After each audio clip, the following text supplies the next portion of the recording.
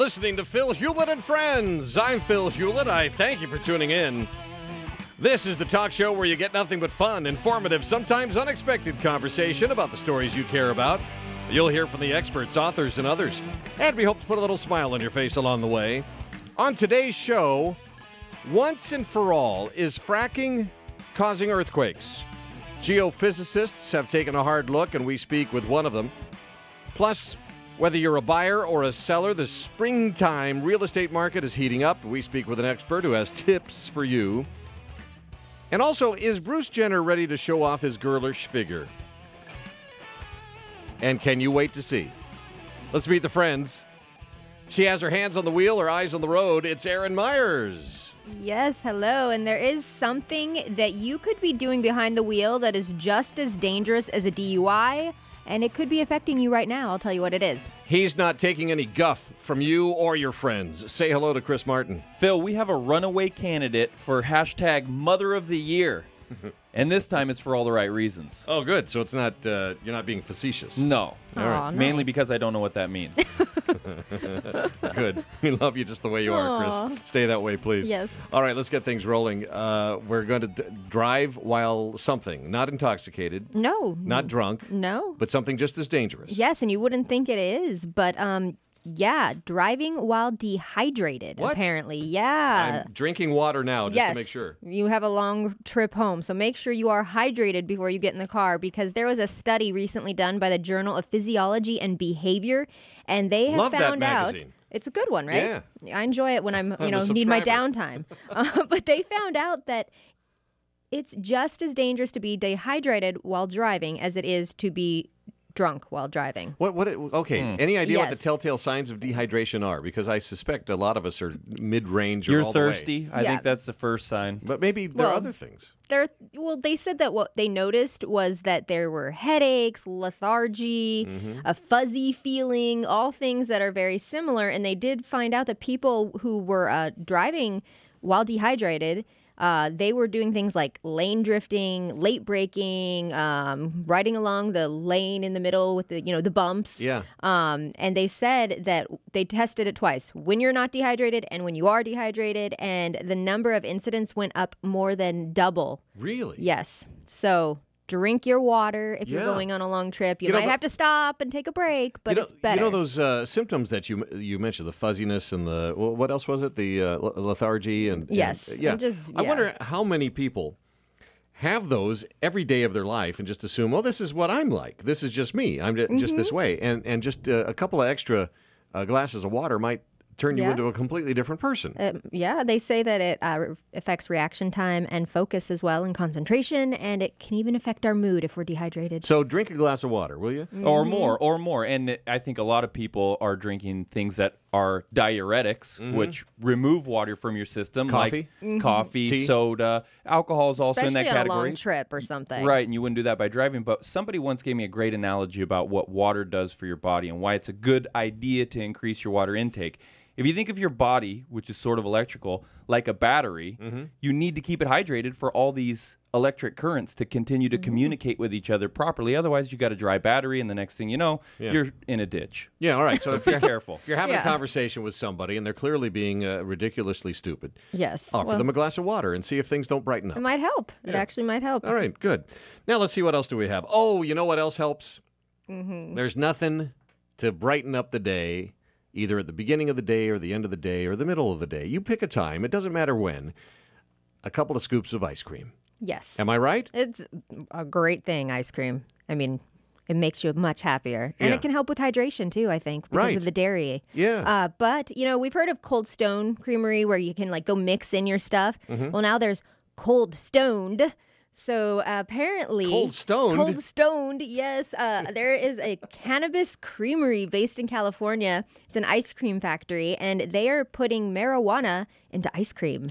And they have flavors like mint chip and banana split and like a bear claw ice cream sandwich. Yeah. And apparently they're quite tasty. You have to, get these in places that it's legal. They have any funny but- names like Ben and Jerry's names? They don't, at least not in the article I'm reading, but I think that would be a good idea Yeah. for when you're putting it on the market. Like Bong Appetit? Oh, well, that's actually a munchie show. Yeah. Bon appetit. But I think that's very funny. Yes. But they do say if you are going to partake in cannabis ice cream, you must be careful because it actually hits you faster because it takes less time to digest. Talk about your brain freeze. All these edibles have to be great for stoners, though, because you're accomplishing two things at once. You know, you're getting stoned and curing the munchies all at the same And a time. treat. Yeah. And now there are all these tasty treats, like You know, forget just- just brownies. Just think of all the hippies in their 20s, you know, in the 1960s, who were smoking pot back then, and now they're like in their 90s, I'm not doing the math properly necessarily, but they're old. They're old folks. They're older. They're seeing this in their lifetime, but they're not in a place in their life where they can enjoy the lifestyle that perhaps they dreamed about back in the 1960s when they were full of that idealism. I think my grandma would really like marijuana ice cream. You think so? Personally, Yeah? I think she'd be funny to watch eat it. Your grandma's a stoner? No, I'm not saying that. I don't think No. there was as much restriction back in the 60s and 70s as you might be remembering. No, Phil. there was none, really. Yeah. You could buy LSD at your local pharmacist until it was outlawed. So there was quite a bit of difference, but they didn't have all these other things. Yeah. Oh, right, And, yeah. and by the time you got to Woodstock, then all of a sudden people started clamping down, early 70s, and whatever it was, if it was a drug. Well, first of all, what you may not remember about the 60s and early 70s is society didn't like hippies until there was didn't like anybody with long hair. Didn't like rock and roll music. Society didn't. You didn't hear music in commercials on television, popular music, until the 1980s. It was not mainstream. Everything was underground and not, rebellious. It took a long time for all of this to become mainstream. Well, it took for the hippies to grow up and become the Responsible adults? yes, exactly, to take over the Find a different way to go take about over the it. pillars of industry. Yes. Yeah. There we go. All right. So one more thing. There's a takeover of a different sort in Baltimore. It's kind of a sad situation. This all comes from that shooting of a young man. What was his name? Freddie Gray. Freddie Gray. Right. What's the update on that, Aaron? What's going on in Baltimore? They did have all the rioting and looting yesterday, and things were a little calmer this morning, but the National Guard had to come in, and they are all over the town trying to keep things in order. And there's actually a curfew as well from 10 p.m. to 5 a.m. And we do know that volunteers have also been coming out now and cleaning up the streets because it was a mess. I know that about 144 vehicles were set on fire, and there were 15 structure fires, and almost 200 people arrested and actual officers sent to the hospital as well. So a lot going on, and they are still scared that this could happen again, and that could happen in other towns too. So Wow. everybody kind of on edge and on watch right now. Yeah, not cool to see the images and what's going down over there. It's a very violent situation, which is unfortunate because how are you going to counteract violence with more violence? Yeah, it seems counterintuitive. It doesn't make any sense, but it seems to happen over and over again. And we do, related to that, have a story of a woman in Baltimore who just put her foot down about this violence. And wait until you hear who she put her foot down upon. That's next here on Phil Hulett and Friends.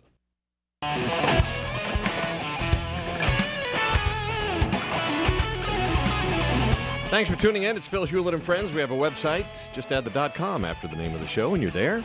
And you can subscribe to the show. There's an RSS feed on the website. And then you'll never miss a single one. And if you like just getting it in your email box, you'll see on the right column there, it says very obviously, never miss a show, something to that effect. You just fill in your email address and click the little button, and you're good to go. And how much does it cost me, Phil? Absolutely nothing. What? Absolutely nothing. And one thing that we should do, and by the way, that's the voice of Chris Martin there. Aaron Myers is here as well, and always a pleasure to have you two in the studio here, and to have you there on the other side of the headphones listening to the program.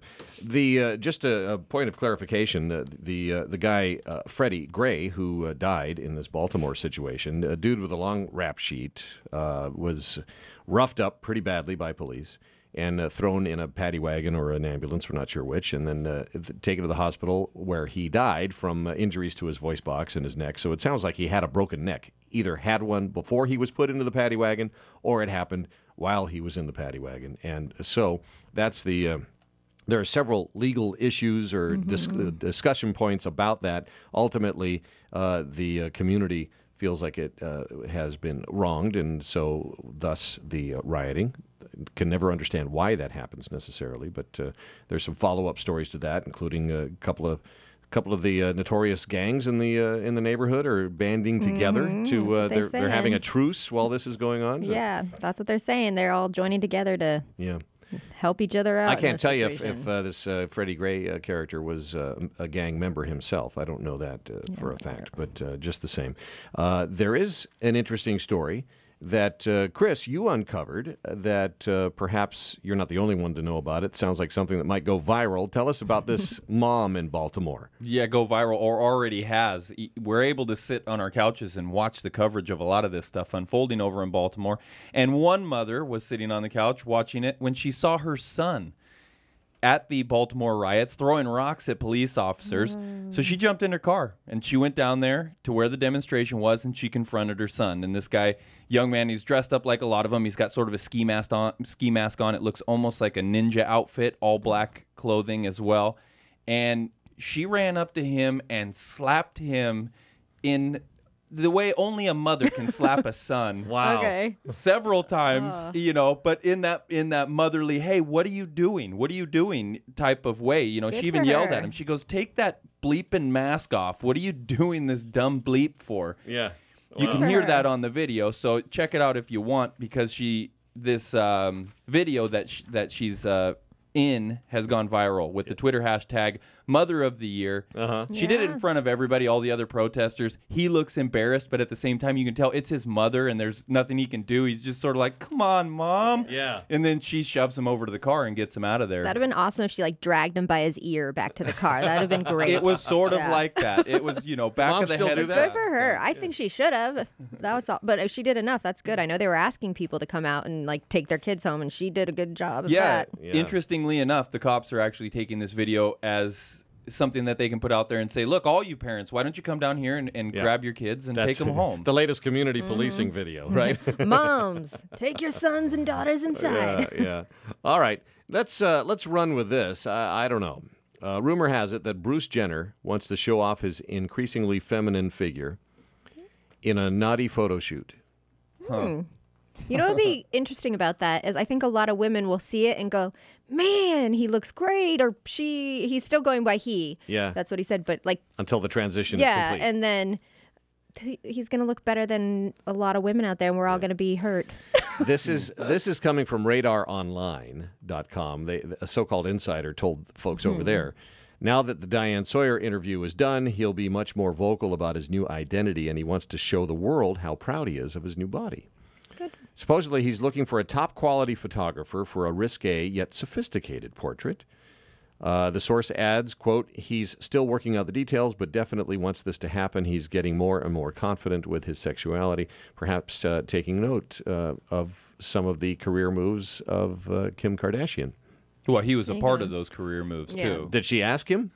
She was his father, her father, in a sense. That stylish, oiled-up, naked shoot that she did recently? I'm sure. Yeah, did she ask him first? I think that was Momager who approved that one. Yeah. Momager. Yeah. Yeah. She, Bruce, by the way, did a shirtless cover shoot for Playgirl back in 1982. Did you know that? I do now. Yeah. Now, he's 65 years old, and we may just see more of Bruce than we ever thought we Well, would. he looked very good in his interview that he did. So Yeah, and he held it seemed- himself well. Yes. He spoke about it in a very matter-of-fact way. They didn't make a circus out of it. 17-point-something million people tuned into Crazy, it. So yeah. there's obviously an attraction to learning more about the subject. Yeah, we had it on Yeah. at the Hulett house, and I thought the interview was well done, and there was nothing, I didn't think, too weird about it. Well, and hopefully he's helping other people. So that's the main thing out of that, I think. Yeah. How about that? All right, well, not everybody gets along on this planet. Not everybody's friends, like here on the Friends. No. But and it dawned on me that there was a popular TV show that had a name similar to ours, because this is Phil Hulett and Friends. And there was a show on TV called Friends. Do you recall there was a show called Friends? Mm-hmm. There was one. There was? Yeah. Was it popular? I don't know. Did anybody watch it? It was about friends. Sometimes, I think. Every once in a while, people would check it out. Well, no one got famous off of it or anything. Nobody did? No. No. All right. Well, like who was in it and who's talking about it these days? Courteney Cox was in it, and she's been talking about it. She was on David Letterman on Monday, and she said, it's been off since 2004, and people have been like, where's the reunion? Why aren't they getting back together? We need to see this. Well, apparently she said that, they've tried for cast dinners and things like that, but they never can get all of them in the same place. And last time, apparently, it was Matt LeBlanc who canceled. But now she's saying that somebody else is the one who is kind of making it difficult for this to happen. Can I guess? Yeah, guess. I'm going to guess Jennifer Aniston. No. It's not No, her? it's not. Can I take a guess? Yes. It's the monkey. That little monkey? Is it that? Is he no. holding He's out? got ego, I've heard. Yeah, I do think there's ego there, but nope, not the monkey. It's actually, supposedly, she didn't officially go, yes, it's so-and-so, but hinted that it might be David Schwimmer, of all people. Schwimmer? Yes. What's his deal? I don't know, maybe He's got something else angry going about on? something or busy, yeah. They weren't really friends. Angry and busy. Or contract holdouts. Remember, they were the first season of television series that were making $1 million a piece an episode. Yeah. How about that? An huh? episode. That sounds I hope very some of lovely. them banked that away because They're doing okay. outside of Jennifer Aniston, I mean, Courteney Cox has done all right. She's had her own series. Yeah. But, and Matt LeBlanc has only just recently come into his own. Episodes, yeah. Yeah, because he's had a lot of failures, and the other guys haven't really. Schwimmer's been in a couple of movies. Yeah, hasn't and then Matthew Perry now has The Odd Couple on. I don't know how it's doing, but Yeah. he is doing that now. So, All right. See if that lasts more than a couple of weeks. I've watched it a few times. I'm not so into it. Yeah. I think it's hard to do a remake and have it be successful. Yeah. Oh, yeah, The Odd Couple. That's from back in the day. Right. Yeah, but Yes, there's it is. There's a new one though. There's a new one. Odd Couple 2.0. Oh, gosh, Chris. Hey, you have some technology news for us. I do. Are we going to stop using gasoline, the kind of gasoline that we know today? Eventually, of course we will. It's technology is moving too fast for us not to. But German auto manufacturer Audi says that they've created diesel using nothing but air and water. Really? Yeah, pretty Ooh. interesting, right? So that's what goes in the Audi? That's the ultimate in fuel evolution. How did they too. do that? I'm going to try to explain Okay, this. Let's let's see get if we can keep scientific this here. simple enough. They're calling it the fuel of the future, Yeah. by the way. What they do is they use renewable energy and they convert carbon dioxide and water into a form of crude oil known as blue crude that is then refined into diesel. Wow. Yeah, and so Audi is claiming that their e-diesel is carbon neutral and has virtually no impact to climate variations. Oh. The car runs quieter and produces much fewer pollutants. By much, we mean like micrograms compared to what is being produced by the fuels that we use now. Yeah. Well, how about that? We couldn't use it here in Los Angeles and California because of our drought. Yeah, though, there's that not water. enough water Not to enough go around. water. So Aw. that blue diesel or blue fuel, whatever they're going to call blue it, crude. would probably be $12, $13 a gallon here. It's not going to be cheap. The first person that's actually using this technology is the German minister. He's using it himself. Of course, because he can afford it because he's Yes. got everybody else's money. He might get it for free. Yeah, but here's the thing: you might there's a percentage of people out there who would jump at the chance to spend $12 a gallon because they want to feel like they're saving the planet. Well, also, if you think about the fact that maybe it's going to be $12 a gallon for the research and development process, they're like the Pfizer of the industry. Eventually, CO2 you can literally pull out of the air. Water, pretty abundant element. Yep. You get the manufacturing process down, it's going to be significantly cost nothing. Yeah. Or it could. Significantly. That'd be awesome. Free diesel. Not- yeah, That's the I was going to goal. say significantly cheaper, but then I realized it could eventually be free. Yep. Yeah. All right. Well, I'm looking forward to that. Who That doesn't could be like good. Free. Yeah. Sure. Yeah, and you're using just air and water, you're the pollutants and all that good stuff that comes along with it. While we're talking about cars, how about the top 10 car movies of all time? You ready for Yeah. that? Sure. All right. Number 10, Taste of Cherry. That's an Iranian movie. Came out in 97 about a guy who drives around in his truck looking for someone to bury him after he kills himself. I've never heard of it. Doesn't sound like the name of a car movie. Paul Walker and Steve Zahn in Joyride, 2001. Oh, I saw that. Fast 5, the fifth Fast and Furious movie, is number 8. Duel, which I love, number 7. My kids were not so much into it. Steven Spielberg's directorial debut. Holy Motors, number 6. Never heard of that. Collateral, with Tom Cruise and Jamie Foxx. Repo Man, Emilio Estevez. Two-Lane Backup, starred James Taylor, Dennis Wilson from the Beach Boys, among others. The Road Warrior, saw that. Second of the Mad Max films. And Taxi Driver, number 1. Where are the Herbie movies with the little bug? Yeah. And Oh. how about Bullet? That list is too obscure. It is absolutely too obscure. Hey, the weather's heating up, flowers are springing up, and something else is popping up with them. The for sale signs in front of homes in your neighborhood. We have spring real estate tips for buyers and sellers with the host of SiriusXM's The Reality of Real Estate. Next on Phil Hulett and Friends.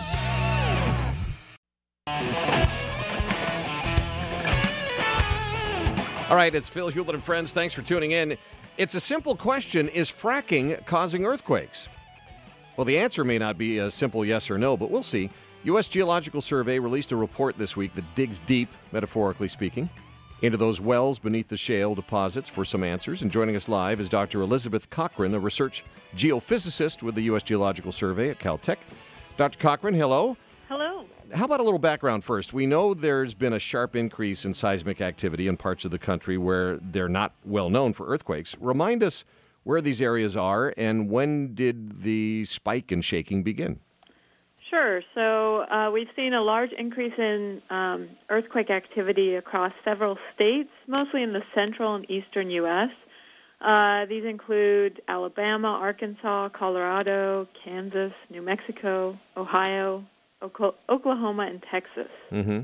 Yeah, places where you might expect more conversation about tornadoes than earthquakes. That's right. Yeah. Yeah. Well, give us an idea how much of an increase in seismic activity there's been, and are we talking earthquakes of significant magnitude or just the equivalent of a bread truck driving by?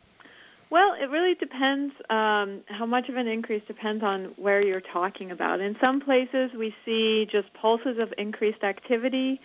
However, in the extreme cases in Oklahoma and southern Kansas, we've seen an exponential growth in earthquakes occurring there, where now the rate of earthquakes is about 300 times higher what it was prior to about 2009. 300 times? That's right. Yeah. They now have more earthquakes in Oklahoma than we have here in California. Oh, are my you goodness. kidding me? And if you look at the earthquake map, I mean, there's one happening it seems like every half hour or so.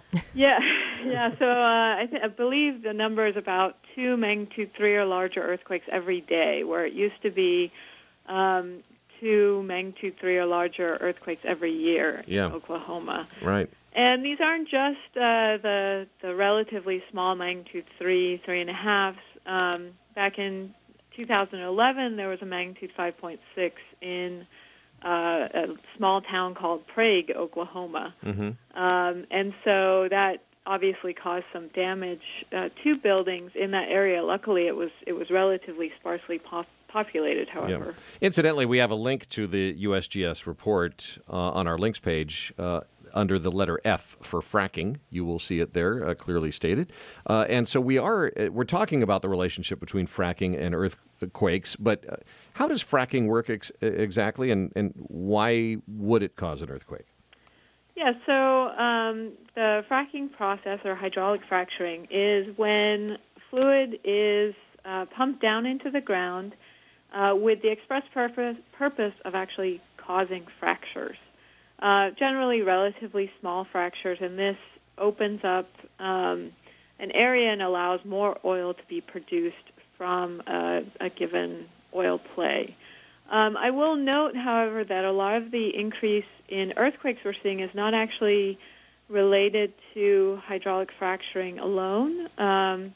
Most of the increase in earthquakes has been seen near what are called deep wastewater injection wells. And so whenever you produce oil, you not only pull out oil out of the ground, you pull out a lot of other fluids. And these fluids need to be disposed of. And so often what happens is the fluids are pumped back into ground in these deep via these deep injection wells. And so what we've seen is that while hydraulic fracturing can cause some earthquakes, they tend to be quite small, magnitudes 1s and 2s. I believe in Canada they've had as large as about a magnitude 4 event directly caused by hydraulic fracturing.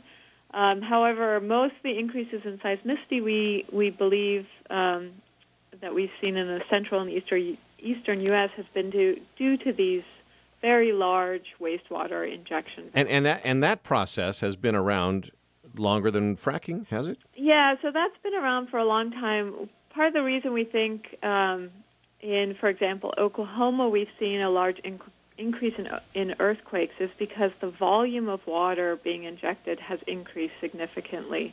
And that's because the oil is being produced from what are called dewatering plays. And this is where the volume of water or fluids that's pulled out of the ground relative to the volume of oil is very high. So you have lots and lots of this wastewater that needs to be disposed of for every barrel of oil that you generate. Yeah, there are oil wells and oil operations throughout the country. We're in California. There is a ton of it here. We're in the Los Angeles Harbor, and over on the Long Beach Harbor side, there's quite a bit of operation. And I know the rules are whatever they take out, they've got to fill that area back up with some other kind of fluid. I mean, it's just part of the oil well process. But what you described that's causing earthquakes, has that been happening in California and other states beside Oklahoma and the areas that are seeing increases now? Has that been basically the standard operation for as long as we can remember across the country? Right. Well, in the case of, for example, Oklahoma, the deep injection wells are actually injecting wastewater from multiple producing wells. So it ends up, in some cases, not being a one-to-one. What's taken out is re-injected. However, you're right. Here in California, or at least from what I know in the Los Angeles basin, typically what is produced out of the Los Angeles basin, they then have injection wells to inject the same volume of fluids underground. And the reason that's done in Los Angeles is because back in the 30s, there was quite a lot of subsidence due to oil production. So subsidence is where the ground actually subsides downwards because you're pulling large volumes of fluids out of the ground. Yeah, and that's bad for real estate values. Right, exactly. So yeah, since that time, the Los Angeles regional producers have done a good job of balancing what comes out is what goes back in. Okay, so the conclusion is then that yes, fracking causes earthquakes, but so does this other process. Yes. Other human-caused elements, and is there also another element of a natural geological transition on this planet? I guess I'm not sure what you mean by. I'm not a scientist, so I'm just making up phrases. But I'm just thinking along the timeline of Earth's life in this solar system. I just wonder if there's a percentage of the activity just as a part of the normal evolution of what's happening on this planet. Well, certainly as you know, there's a lot of naturally occurring earthquakes that we have in California because we're located on a plate tectonic boundary. The reason we don't typically see as many events in the central and eastern U.S. Is because that area is not located on a plate boundary where we expect lots of earthquakes to happen. Yeah. All right. I just wonder if we're greasing the machine a little bit with some of our man-made causes here, since we're waiting around in California and other places for the big one to hit. Are we increasing our chances of that happening in our lifetime? Well, that's really an open question. There have historically been some suggestions of very large earthquakes that have been triggered by man-made activities. For example, when reservoirs are filled, earthquakes as large as magnitude 6 or 7 have been triggered by that process.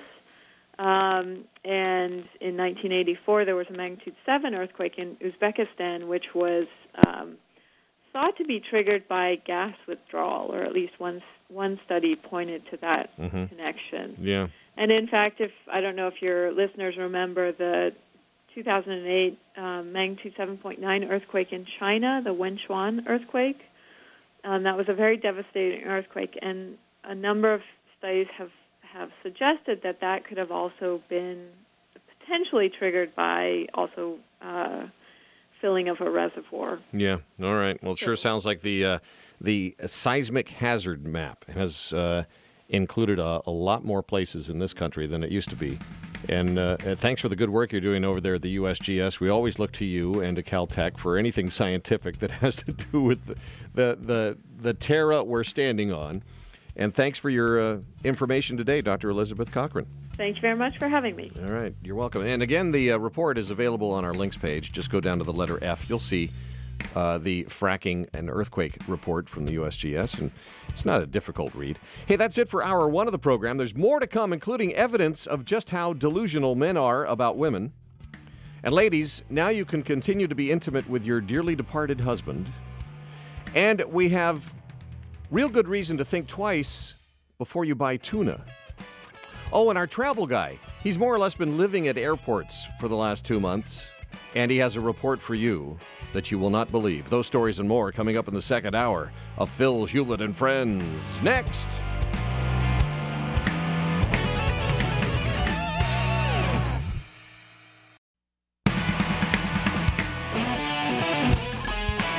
You are listening to Phil Hulett and Friends. This is hour two of the talk show where you get nothing but fun, informative, sometimes unexpected conversation about the stories you care about. You'll hear from the experts, authors, and others. And we hope to put a little smile on your face along the way.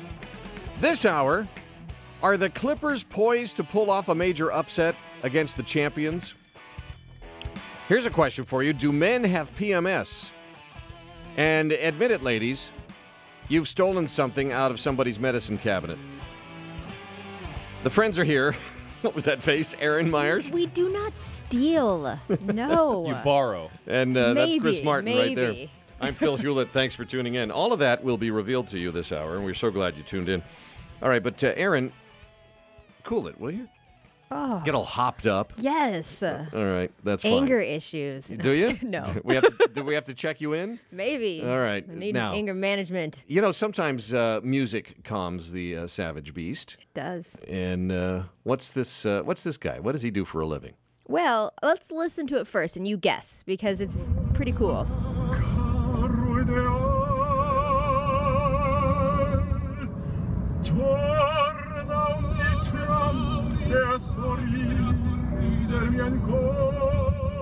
I love the acoustics in whatever it is he's in.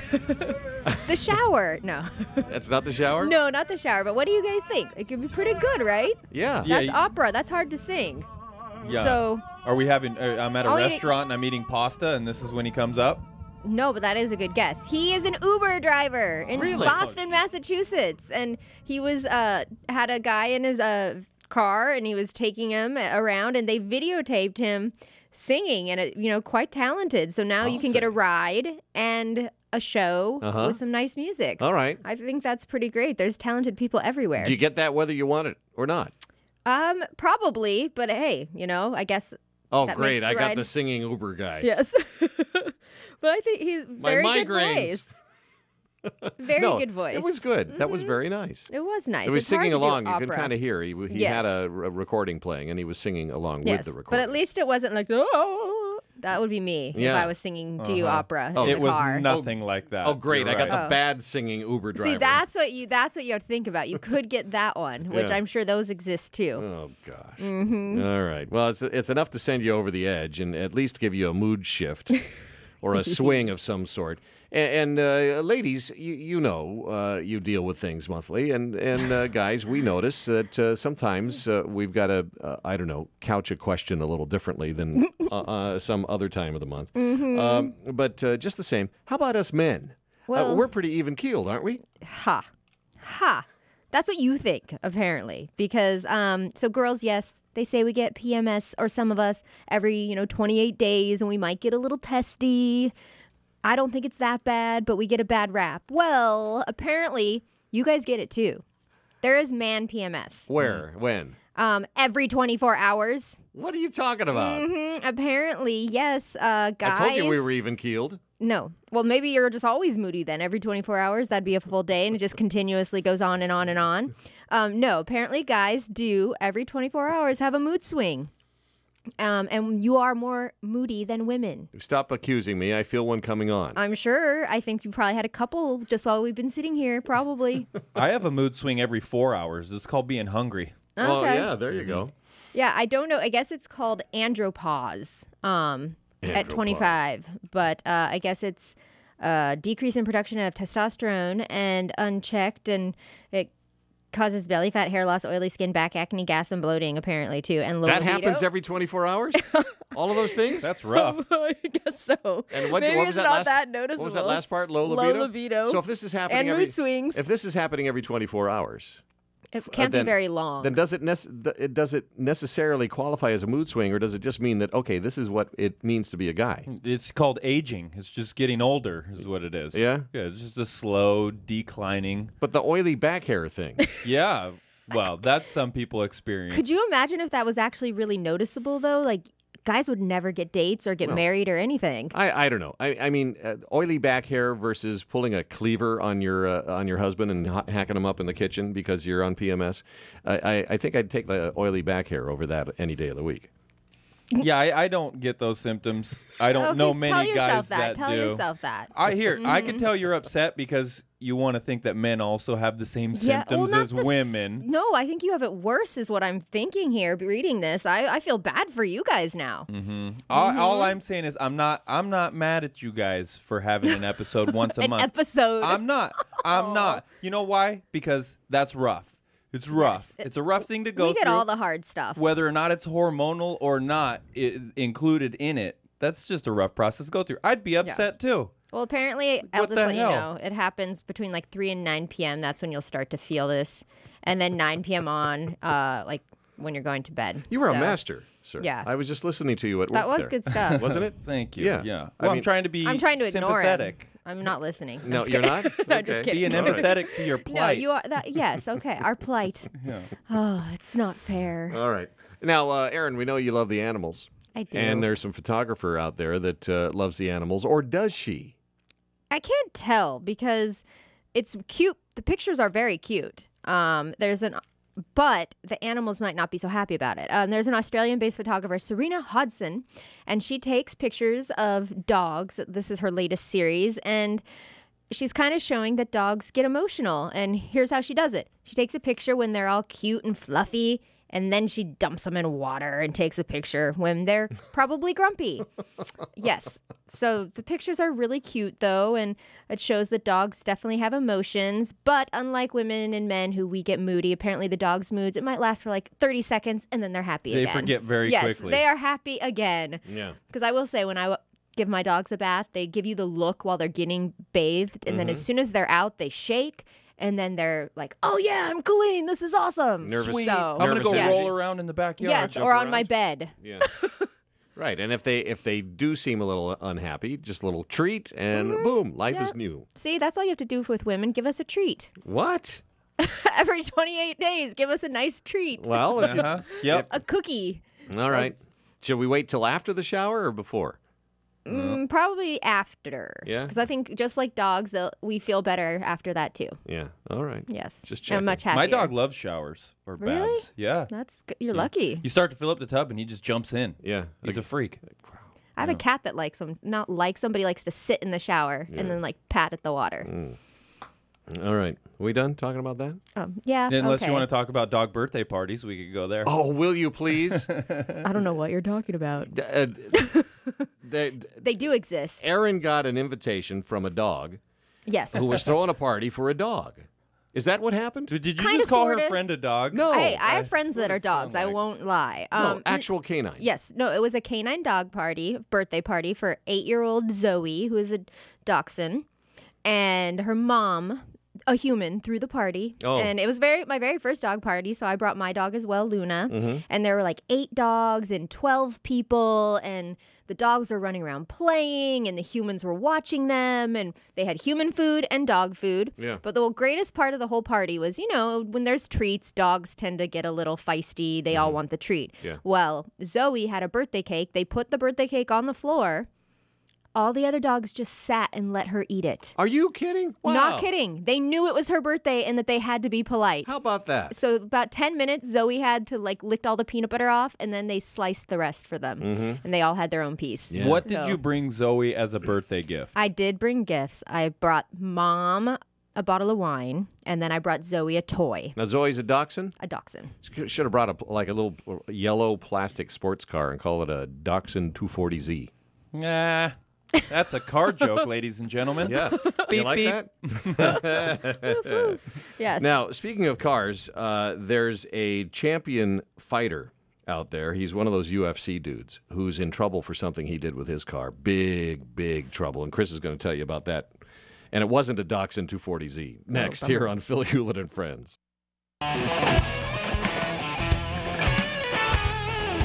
All right, we love your comments. If you send them to us, we're on Twitter at FAF Show. We're on Facebook. Like us over there. Leave your comments as well. Phil Hulett and Friends is the thing to search over there.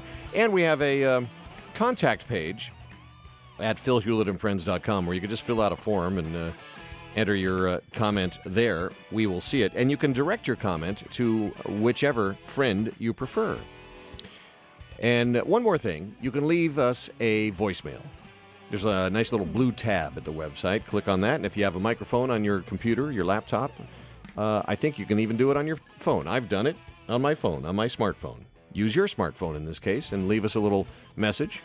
And then once you like what you've recorded, you click the send button, and we get it in our inbox, and we can listen to it. We should play some of them. And that's the end of that. Well, maybe I will. Yeah. Most of them are private.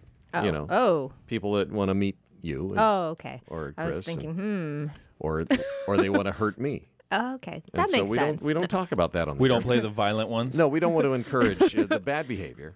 But if you Got have it. comments about the show or questions about any of us that you think we could answer the question, and maybe we'll play it on the air and make it a little game out of it, right?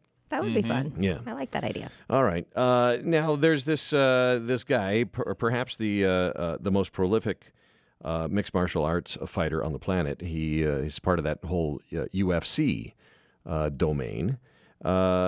He's a champion, and he's in big trouble, Chris, isn't he? Yeah, we're talking about UFC light heavyweight champion John Bones Jones, and he is in jail in Albuquerque. He ran a red light and crashed his rental car into a pregnant woman and then ran. Oh, boy. Yeah, witnesses say he hit her. He got out of the car, ran for a ways, and if you see the pictures of the cars that had collided, it was quite a collision. The cars were torn up pretty bad. So after the accident, he got out of the car, he ran for a ways, fell to the ground, and then turned around, ran back to the car to grab a handful of cash and some other personal items from the car, and then took off and ran again. Was he trying to make a getaway, you think, by grabbing the cash? Like, oh, I can get like a taxi. Who knows what he was Yeah. thinking, because he had all kinds of personal effects still in his rental car, even including the rental agreement, which has his wife's name on it. So it's not like he was going to be able to run away from this incident. So what happened is that happened on yesterday during the day. Last night, an arrest warrant was issued.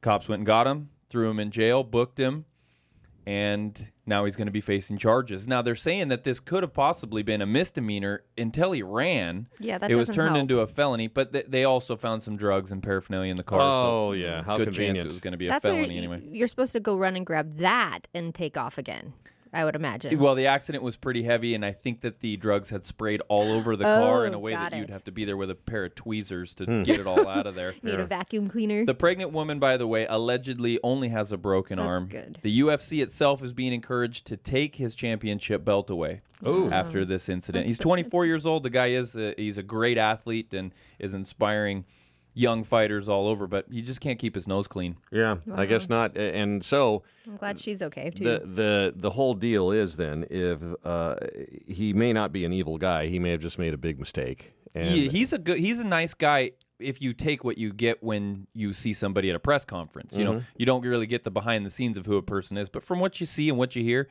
seems like a pretty down to earth guy. But as we continue to search for evil people, do we find them at the Bumblebee tuna plant? Well, yeah, these people, hard to say whether or not they're evil, Phil, but you do have to hear this story. Bumblebee Foods and two of their managers are being charged by L.A. prosecutors. This happened yesterday. They violated safety regulations when they cooked a coworker in the pressure cooker oven of the plant. Yeah, Yeah, like cooked a coworker. Here's the background awful. on it. A 62-year-old employee was performing maintenance in their 35-foot long pressure cooking oven. You can imagine it gets a little grimy in there, so you send in one of the guys to clean it up. The coworkers thought he was in the bathroom. They filled the oven with 12,000 pounds of canned tuna behind him and turned it on to the full 270 degrees. Oh my gosh. Does it say if they have like a safety mechanism? Obviously not for something like there's a human in here cleaning. I mean, there should be something. That's what they're in trouble for. They didn't follow the safety regulations, which is, at a minimum, you would think it's stick your head in and go, hey, is anybody in here? Yeah. Oh my goodness. Wow. And so the guy essentially cooked, didn't he? Yeah, and you would think at 270 degrees, who knows how slowly this thing heats up, but hopefully it was something that happened quickly. When the supervisor found out he was missing, he made an announcement over the loudspeaker, sent all the employees all over, including the parking lot, to find him. It wasn't until a couple hours after that. So it was hours. Oh. Yeah, that they pulled the pressure cooker door open, and there he was. The 2 employees faced 3 years in prison and a $250,000 fine. Oof. My goodness. You know. All right. Well, I think we need something a little lighter here Want some happy to news? discuss. How That was about some horrible. happy news? Apparently, there's more of a connection than we ever realized between a sexy voice and a sexy look. And I'm going to throw a preemptive strike out here and say that this entire story is bogus, that whoever they spoke to absolutely lied to them. A new study out of the University of Vienna in Austria, where you'd think they'd know better, had men listen to women's voices, then rate how attractive they think the women are. Then another group of men looked at the women's pictures and also rated their attractiveness. And it turned out men pretty much nailed which voices were connected to good-looking women and which ones were not. The researchers' theory is that maybe attractive facial features like narrower jaws and fuller lips translate into voices that sound sexier. Meh. That's not true. Yeah, they're completely bogus. And I'll tell you why it's completely bogus. It's because of the industry I've worked in since my voice changed. Right. And all the people I've met in radio who work in radio because they are more than talented enough to work in television, but nobody wants to look at that. Oh, that's so mean. Like There's that. some very attractive I'm just radio laying it out there people. for you. Yeah, well, sure, there are. I have seen many. There so. are, but there are some frightening. You're people looking at 2 of working in them right radio, now, too. sister. Yeah. Well, I know that. That I did know. Yeah, but I no, just don't I mean, like to feed the egos. You're a very easy to look at woman, and you have a very good gig on the television. Okay, but you also have a great voice. Now there are a lot of women with great voices who have had husky. who've had jobs in phone sex. You might, just say it. Yeah, there are women who would, by this standards here out of Vienna, wouldn't qualify for the attractive look. Yeah, by the way, there's a lot of women with pretty awful voices that are really hot. Yeah, Like, and I always thought Fran that Drescher. Oh, yeah. Just one off the top of my head, but yes. I always thought that was generally, if you're going to generalize, that was going to be the case. So if you heard a voice over the telephone that really sounded sexy, you're thinking, okay, 4 or 5 bills easily. But if you're if you hear a voice that's scratchy or sounds like there hasn't been a lot of attention to preserving the quality of the vocal cords, then hey, that might be a bikini model. Let's go. yeah. Marge Simpson, one of the hottest TV characters ever. Yeah, right. Once She you has get past good that hair. hair. No, I like the hair. Do you like the hair? I do. Yeah. Now, they didn't test whether women could guess a man's attractiveness based on his voice, but other studies in the past have found that women gravitate toward men with deeper voices because those guys are generally bigger and stronger. Well, the one that doesn't fit that, David Beckham, I will say. Good-looking guy. Yeah. The voice. High-pitched voice. Not the best voice. If you heard him talk, Yeah. you'd be like, no. And Yeah. then you see him, you're like, oh, that's It's like too a bad. pirate. It's like, oi, mate. Hey. And I like accents. His just it's not the good British accent. No? No. But he is cute in pictures as long as he doesn't talk. Right. Just stick him in a pair of underwear. And, Throw him up and on a tape his billboard. mouth shut. No, just kidding. Just kidding. Oh, boy. All right. Fine. So let's see what else we have. Oh, we were talking last week in one of the other episodes about the revival of Full House. Was that you, Yes, Chris, or was that was you? me. That was you. I was excited Aaron. about that. Yeah, and the thing is that Mary-Kate and Ashley Olsen were asked about it, and they said, well, they didn't know anything about it. Well, John Stamos is calling BS. He got on Twitter this week and talked about Mary-Kate and Ashley Olsen And he said, no, there's no way. They're claiming they didn't know about the upcoming Full House revival on Netflix, but also Lifetime is doing a tell-all movie about the Full House cast, like the unauthorized Saved by the Bell thing they did last year. And that was all in part of the conversation. So Stamos is calling them out. They had said they were shocked he hadn't called them about it before. Well, on Sunday, Stamos retweeted a link to the story about it and added, quote, I call BS. And at least two sources told E! News that Mary-Kate and Ashley definitely knew about it beforehand. By the way, that tell-all thing, it's called, we don't know the name of it. I'll watch that, too. Empty House? Yeah. But it'll be the unauthorized Full House story. I watched the Saved by the Bell one, too, so I'll definitely watch that. Yeah. I'm sure those two girls heard at least the murmurs of it, but I sort of believe it's possible that they are insulated enough to where they're not really getting all the information that goes on in the real world. You're talking, those two kids, and they're still kids, are literally billionaires. Yes. You don't see them anywhere They're very ever highbrow now. anymore. They're just gone. They don't need to be anywhere. No, nor do they want to be. Obviously, they don't have that same craving for attention. No, they're traveling and managing their business. Yep, they're making clothes. Right, but to the degree that they manage their business, because they have managers, right? I'm sure that they have a posse of people around them that you wouldn't even know that they were in the middle of it. And that might be why they're not getting normal news or, normal what's going on. Right. Well, they've grown up to be lovely ladies, haven't they? They're not little kids anymore. No, they seem like good adults. Women. Yes.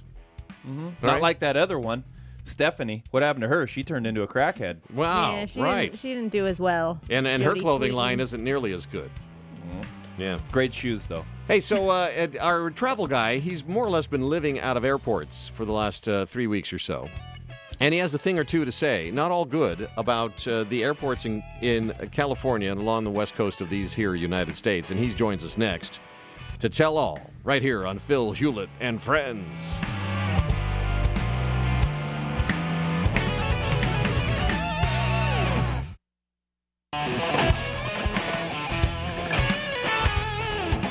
All right, it's Phil Hulett and Friends, and I don't know about you, when I travel, I kind of enjoy going to the airport. I mean, once I'm inside, I'm in kind of a cool place. When I travel, I like looking around, and usually the airports, they've got memorabilia or some kind of art or something like that. They have a bunch of crazy places to check out where they're selling stuff that who in the world is ever going to buy it, right? But people do. And then they've got a lot of places to sit down and have a couple of drinks before your plane takes off. They're not all like that, though. You go to you're talking about places like maybe John Wayne in Orange County or Minneapolis or San Antonio. There's some really nice ones out there, but a lot of them are sort of just pushing you right through to the terminal, and there's not much to do. Really? Huh. Yeah, and I must be flying to the wrong places. Or you're flying out of the right places. Yeah, sure. Why not? Well, one guy that's done a lot of flying in recent weeks is our travel guy, Gary Warner, and I have no clue where he is today. Gary, where are you? Well, Phil, I'm not too far from John Wayne Airport here in sunny Southern California. Came down to visit my parents for a few days, and I have used in the past 2 weeks. I've used LAX, John Wayne Airport, Long Beach Airport, San Francisco, Portland. So I've had a little bit of a tour of some of the airports recently. Which one's the best one out of that group? Let's start out talking about Southern California, because that's where we all have to fly out of. And, the clear big loser here is LAX. LAX is just a mess. There are people who try to do little apologetic things about LAX and all that, but it's really old. It's pinched in. They haven't done anything really to upgrade it significantly other than the international terminal since the Olympics. And it doesn't have a rail line that connects. You basically take the rail line and it stops short of the airport, and then you have to get a little shuttle bus. Boy, you get into LAX. Can you imagine flying from like Japan or something like that and getting all the way to LAX and arriving at like 5 p.m. and needing to get down to, say, Irvine? Yeah. I mean, it's just 2 hours. It's horrible. And it looks its age. Most of the areas still look its age. There's some cool spots like the theme building, although it lost its restaurant, the Jetsons Encounter type one there. But, it's really a sad airport, and it's lost a lot of its international reach in terms of where airlines stop on their way maybe between Asia and Europe to San Francisco, which has went from a pretty rundown airport to a really great airport, especially on the international side. Yeah, all right. Let's talk a little bit about, what's weird is that we don't have one airport. We have this constellation of airports around here. Yeah, Southern California is what we're talking about for those of you who've never been here where we are, but let's count them. So you have LAX, you have John Wayne, there's Burbank, and Van Nuys, Ontario. Does Van Nuys count? Van Nuys doesn't really count now. All right, but Ontario is another big one in this. Ontario is a really sad story in that it's operated by Los Angeles World Airports, which also owns LAX. And so it's like a little brother that basically keeps on getting turned upside down and having its change shook out. Yeah. Basically, the group, LAWA, as it's known, always moves pretty much everything to LAX that it can. And Ontario's got this big airport. They put a lot of money about 10 years ago into the terminal, and it's like a ghost town for the most part. It used to be an airport where you could take flights to Hawaii.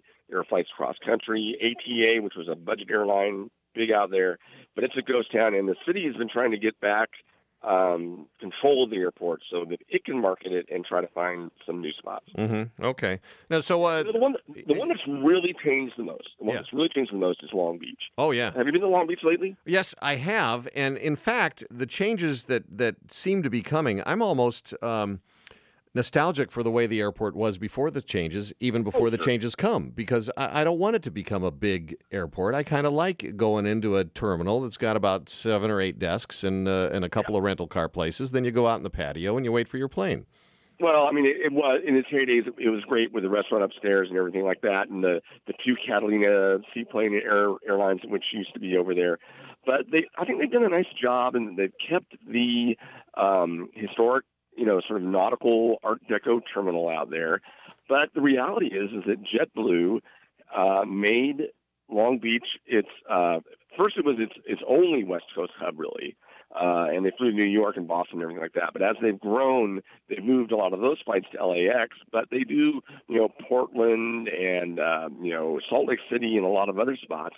And the airline basically went to Long Beach and said, "Look, if you want us to stay, we can't have an airport where people have to go up these rickety ramps and everything like that."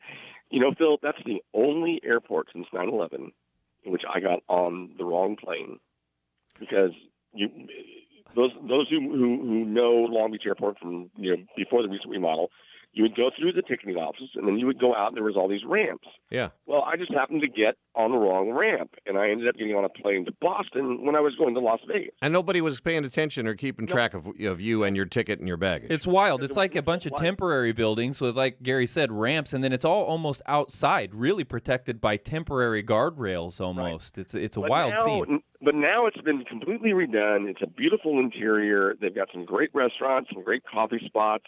And they haven't gilded the lily, basically. They know that airlines can be fickle and they can come and go, and so you don't want to spend too much money. That's what's happened in a lot of places like Pittsburgh, which sunk just tons of money into a beautiful airport for U.S. Air, and U.S. Air decided not to have it be a hub anymore. Yeah, and you'll find that in other spots around the country. Yeah, and you got to be careful because some of the smaller airlines get swallowed up by the bigger airlines, and then they move to Chicago or to Dallas or wherever it is.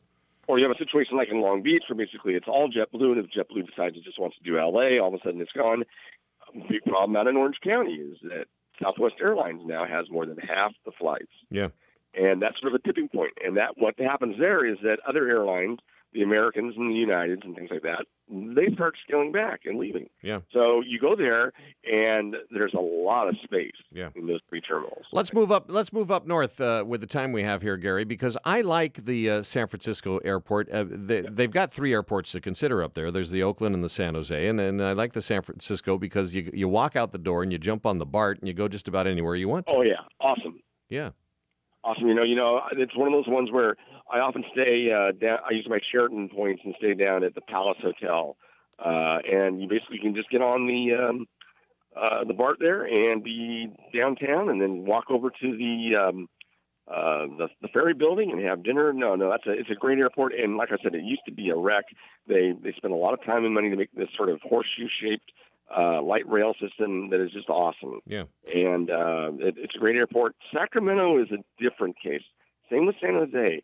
Airports that I think during right before the recession, really decided they wanted to have a world-class, terminal, and they sunk a lot of money into it. I mean, the big deal is I think that Sacramento spent twice as much as John Wayne Airport did to add its third terminal. And they wanted John Wayne Airport just sort of utilitarian. It looks like the other two, vaulted ceiling and everything like that.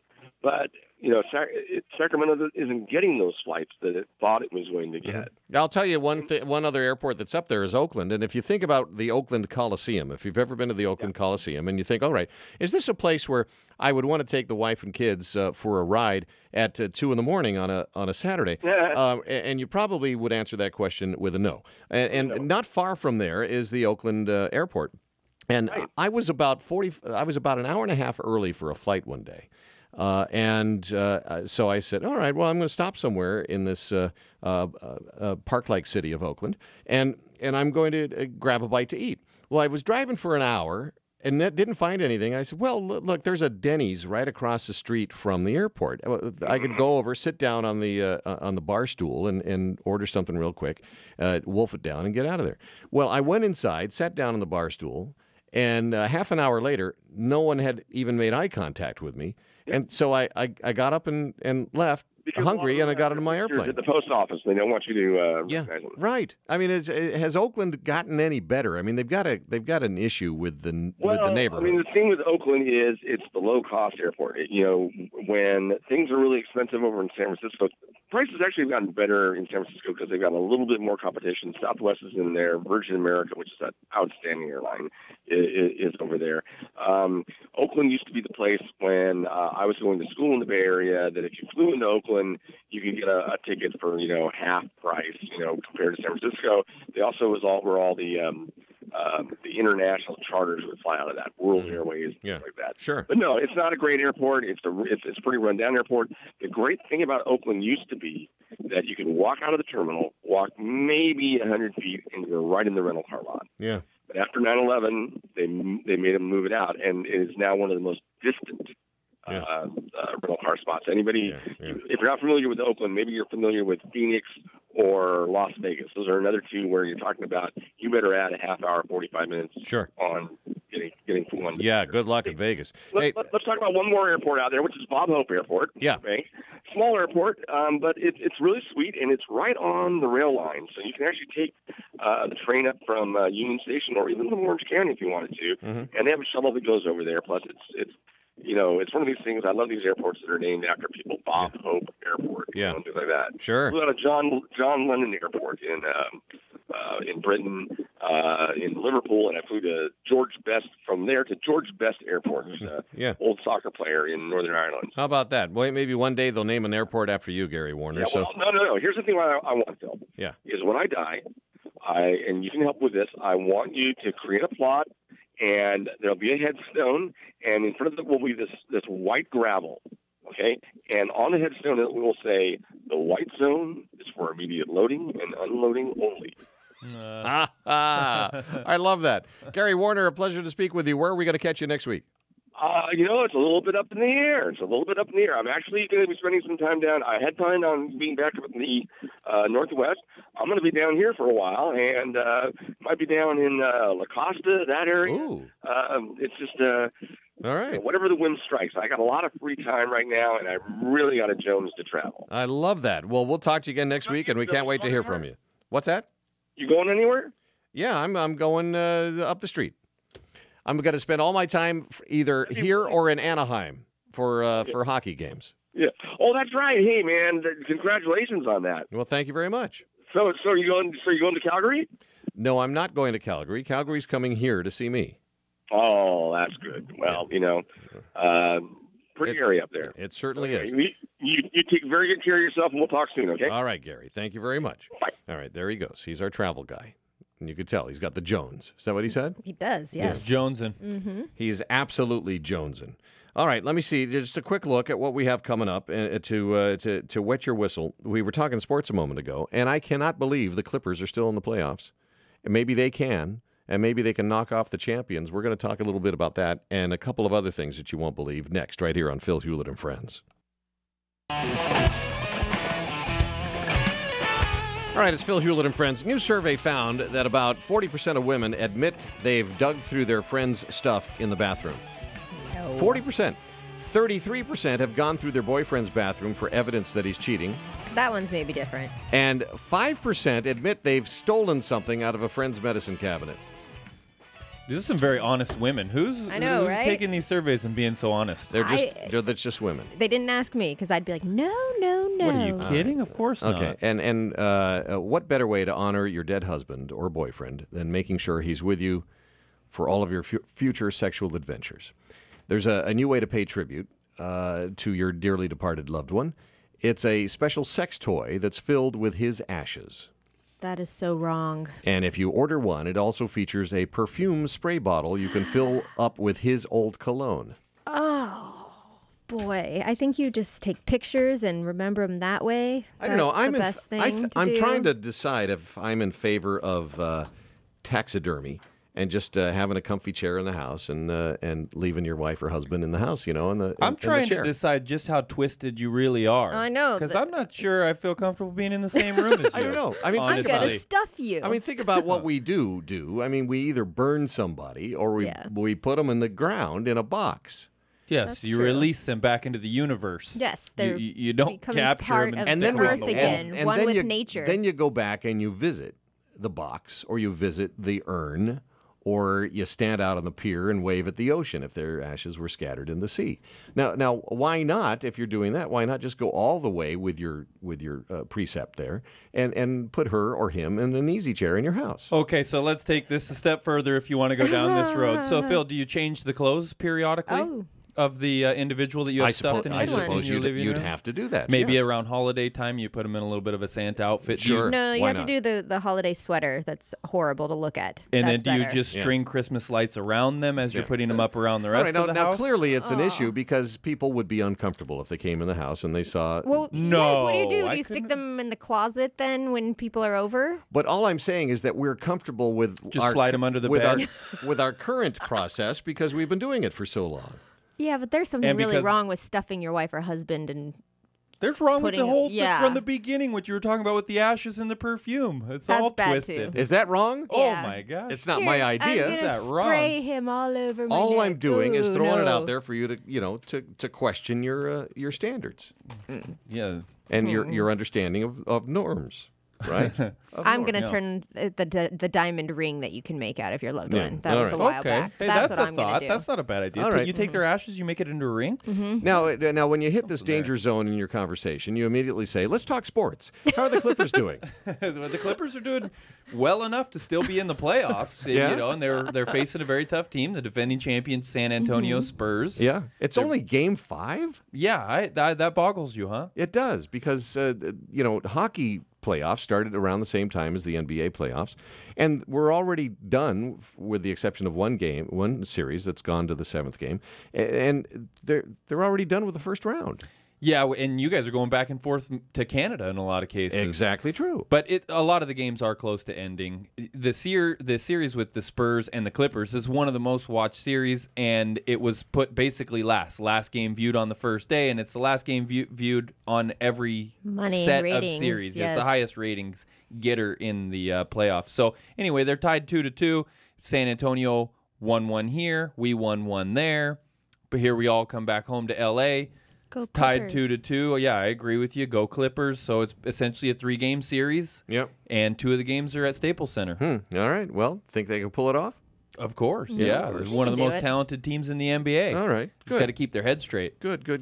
I teach a college class here and there, and sometimes some of the students have their heads screwed on correctly. Others, they don't, and some of them try real hard to fail.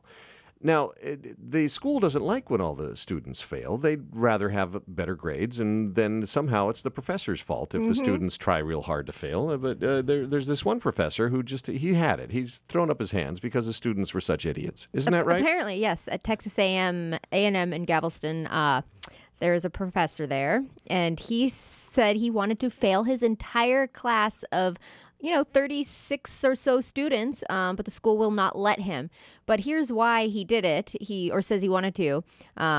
I guess he said he's caught them cheating. He's been told to chill out, get out of my space, go back and teach, things like that. They've called him names to his face. And so he's had enough of it. So he told the school he wanted to fail them all, and they said no. And so now they removed him from teaching the class, and they have somebody else teaching for him. Yeah, but he's just trying to teach a lesson, a life lesson, by failing everybody. Yeah, I'm down. I You think learn kids more need from to your learn lessons. You learn more from your failures in life than you do from your successes. I mean, it's always been one of the basic tenets of life, hasn't it? Yeah, this guy sounds like he might not be completely in touch with the younger generation either and how to deal with them. If they were disrespecting him to that level. You get a timeout. Yeah. Yeah, sometimes you could just be so out of touch that you're not going to gain any respect. Maybe all of the students in his class have synesthesia. Synesthesia, if they did, they'd be excelling. Yes, why is that? According Did to I the pronounce it reports. correctly? I don't even know what it synesthesia. is. Synesthesia is something that researchers say 15% of the entire world's population has. It's a cross-sensory phenomenon that allows some to hear colors and taste sounds. Blue flavor's the best. I don't even know how that's possible. So, for example, you might see a color when you hear someone mention a name to you. Like every time someone mentions Chris, you might see red Oh, no. I for see. passion. Oh, never know? mind. That's not what I was going to go. Or you might get a particular taste in your mouth when you hear certain words. One woman actually paints the music that she sees, and they are some wild-looking paintings. So if you just look up synesthesia, you'll probably see this woman and her crazy paintings. Scientists say that's just the way that their sensory systems work, but it is definitely real. It happens. It's usually genetic, and you'll have it for life. So That is weird. It is very strange. synesthesia. I'm not among the 15%, but I'm a little envious. Yeah. Hey, by the way, just to repeat, if you text the word MED, M-E-D, to 80888, $10 will be charged to your phone bill, and that money will go to help the survivors of that devastating earthquake in Nepal and surviving and surrounding areas. Just spectacular. Death toll is well past 5,000 today, and who knows where it is when you're listening to this podcast. So open your heart and help out. Hey, we love your comments. On our website, there's a contact page. On Twitter, we're at FAF Show. Like us on Facebook. Thanks to our executive producer, Mike Stark, our producer, Brooke Peterson. Our production assistant is Ryan Hayden. For Aaron Myers and Chris Martin, I'm Phil Hulett. Can't wait to talk with you next time right here on Phil Hulett and Friends.